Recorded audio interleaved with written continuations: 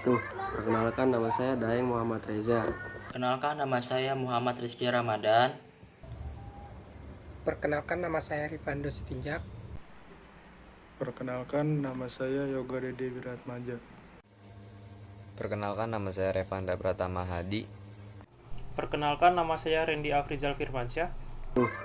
Saya dari kelompok 4 ingin mempresentasikan tentang pilihan kata atau diksi. Pengertian diksi. Diksi adalah suatu pilihan kata yang tepat dan selaras dengan penggunaannya dalam menyampaikan sebuah gagasan atau cerita yang meliputi gaya bahasa, ungkapan, pilihan kata, dan lain-lain, sehingga didapatkan efek yang diinginkan. Fungsi diksi. Fungsi diksi adalah agar pemilihan kata dan cara dan penyampaiannya dapat dilakukan dengan cara yang tepat, sehingga orang lain mengerti maksud yang disampaikan. Diksi juga berfungsi untuk memperindah suatu kalimat. Misalnya diksi dalam suatu cerita, dengan diksi yang baik maka penyampaian cerita dapat dilakukan secara runtut, menjelaskan tokoh-tokoh, mendeskripsikan latar dan waktu, dan lain sebagainya. Syarat-syarat diksi. Untuk dapat menghasilkan cerita yang menarik dengan pilihan kata, maka diksi yang baik itu harus memenuhi syarat-syarat di bawah ini, merupakan diantaranya: 1. Ketepatan dalam melakukan pemilihan kata dalam menyampaikan suatu gagasan. 2. Pengarang tersebut harus memiliki kemampuan untuk dapat membedakan secara tepat nuansa maka sesuai dengan gagasan yang ingin diutarakan, kemampuan untuk menemukan bentuk yang sesuai dengan situasi serta nilai bagi pembaca. 3. Menguasai bagai kosakata serta maupun dapat memanfaatkan kata tersebut menjadi sebuah kalimat yang jelas, efektif, serta mudah untuk dipahami atau dimengerti. Pembentukan ke dalam diksi, pilihan kata. Ada 2 cara pembentukan kata, yaitu dalam dan dari luar bahasa Indonesia. Dari dalam bahasa Indonesia terbentuk kosakata baru dengan dasar kata yang sudah ada. Sedangkan dari luar terbentuk kata baru melalui unsur serapan. A. Kesalahan pembentukan dan pemilihan kata. Pada bagian berikut akan memperlihatkan kesalahan pembentukan kata yang sering kita temukan, baik dalam bahasa lisan maupun bahasa tulis. Misalnya, 1. Penanggalana penanggulangan walangber, peluluhan bunyi. C.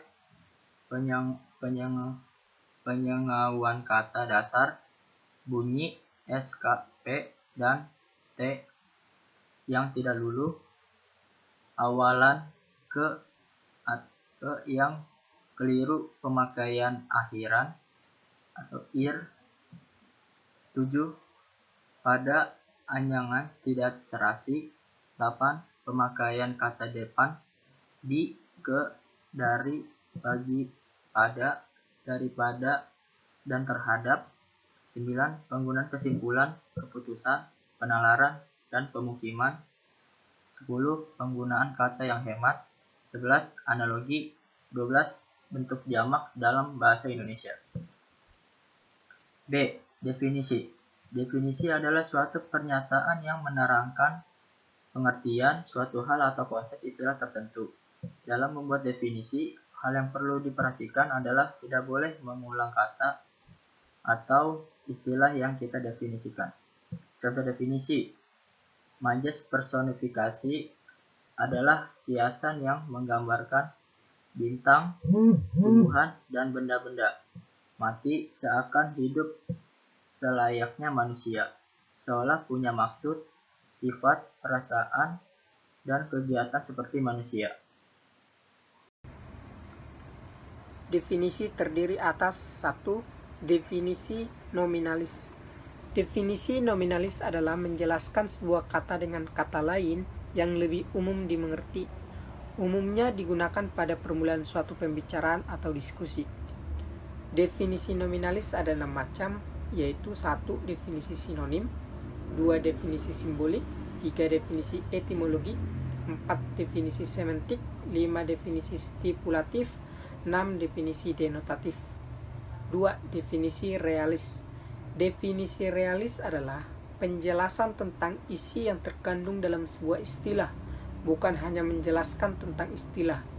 Definisi realis ada 2, yaitu definisi esensial, yaitu penjelasan dengan cara menguraikan perbedaan antara penjelasan dengan cara menunjukkan bagian-bagian suatu benda, atau definisi analitik dengan penjelasan dengan cara menunjukkan isi dari suatu term yang terdiri atas genus dan diferensi, atau definisi konotatif. 2. Definisi deskriptif, yaitu penjelasan dengan cara menunjukkan sifat-sifat khusus yang menyertai hal tersebut dengan penjelasan dengan cara menyatakan bagaimana suatu hal terjadi. 3. Definisi praktis. Definisi praktis adalah penjelasan tentang suatu hal yang dijelaskan dari segi kegunaan atau tujuan. Definisi praktis dibedakan atas 3 macam, yaitu definisi operasional, yaitu penjelasan dengan cara menegaskan langkah-langkah pengujian serta menunjukkan bagaimana hasil yang dapat diamati. Definisi fungsional, yaitu penjelasan suatu hal dengan cara menunjukkan kegunaan dari tujuannya. Definisi persuasif, yaitu penjelasan dengan cara merumuskan suatu pernyataan yang dapat mempengaruhi orang lain, bersifat membujuk orang lain. C. Kata serapan. Kata serapan adalah kata yang diadopsi dari bahasa asing yang sudah sesuai dengan EYD. Penyerapan kata dalam Indonesia terdapat 2 unsur, yaitu A.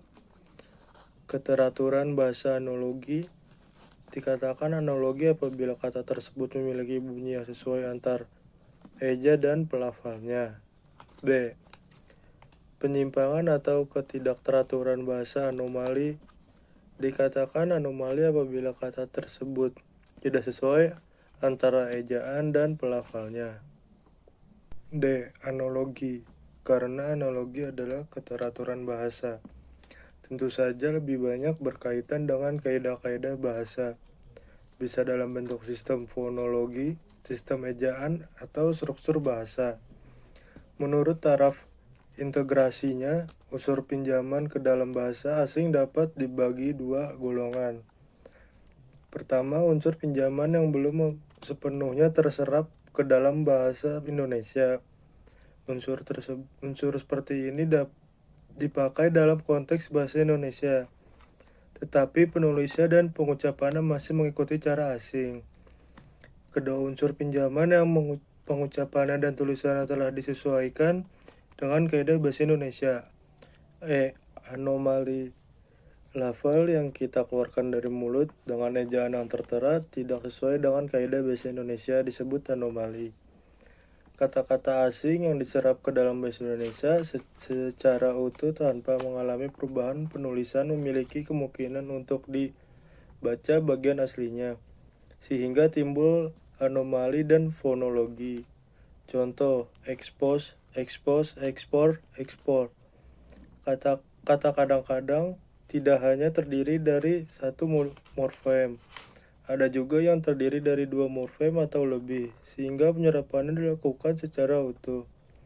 Misalnya, federalisme, federalis, dedikasi, dedikasiun, edukasi, education. Kata ilmiah, kata populer, kata jargon, dan slang. Kata ilmiah merupakan kata-kata logis dari bahasa asing yang dapat diterjemahkan ke dalam bahasa Indonesia. Kata populer adalah kata yang biasa digunakan dalam komunikasi sehari-hari masyarakat umum. Berikut adalah contoh dari kata ilmiah dan kata populer tersebut. Kata ilmiah: analogi, frustasi, final, diskriminasi, prediksi, kontradiksi, format, anarki, biodata, bibliografi. Kata populer: kiasan, rasa kecewa, akhir, perbedaan, perlakuan, ramalan, pertentangan, ukuran, kekacauan, biografi singkat, daftar pusaka. C. Jargon adalah kata-kata yang mengandung makna suatu bahasa dialek, atau tutur yang dianggap aneh. Kata ini juga merupakan kata sandi atau kode rahasia untuk kalangan tertentu. Misalnya dokter, militer, perkumpulan rahasia, ilmuwan, dan sebagainya. Contohnya populasi, volume, abses, H2O, dan sebagainya. D. Kata slang dihasilkan dari salah ucap yang disengaja atau kadang berupa pengerusakan sebuah kata, biasa untuk mengisi suatu bidang makna yang lain. Kata-kata ini bersifat sementara. Kalau sudah terasa usang, hilang atau menjadi kata-kata biasa. Contohnya asoy, mana tahan, dan sesuatu ya. Pilihan kata dan penggunaan diksi. 1. Kata dari dan daripada.